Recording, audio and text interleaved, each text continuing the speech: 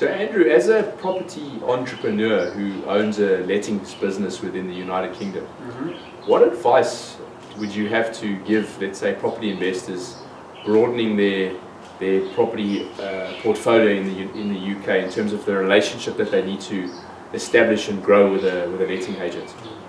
I think, Warren, one of the most important things is to make sure that you work with a reputable letting agent, a letting agent that belongs to a professional body like Arla, for example, or Nels, because there's a lot of letting agents out there. And when you say the word letting agent, that could be a one-man band managing 100 properties, or a franchise letting agents who have 20 branches across the country. So first thing you do is go to an area, interview 3 or 4 letting agents.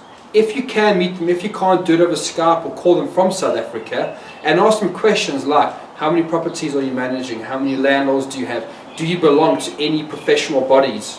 And if the answers are like, oh, I manage all the properties myself and I've got 100 properties, versus a corporate letting agent who goes, yeah, we've got a property manager, a negotiator, a letting manager, and we manage 100 properties. There's a big difference there, isn't there?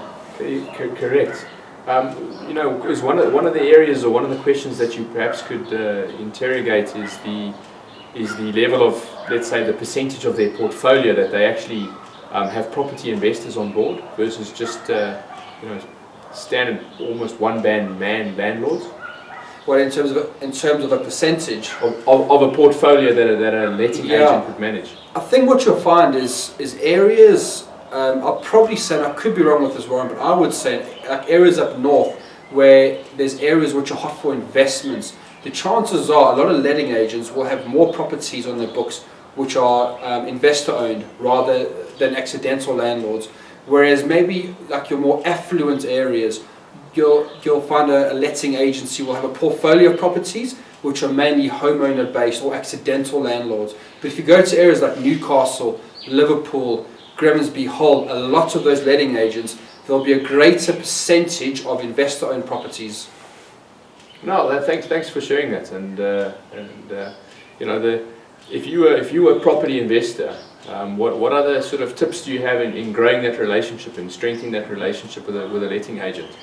I think, in my personal opinion, is the communication, is to stay in contact with the letting agent all the time. I say all the time, Warren, at least once a month. So if things don't go right or you don't feel happy, don't feel scared to pick up the phone and call the letting agent and make sure that you're both on the same wavelength. No, thanks, and thank you for sharing that. Thank you, Andrew. No problem, Warren. Thanks.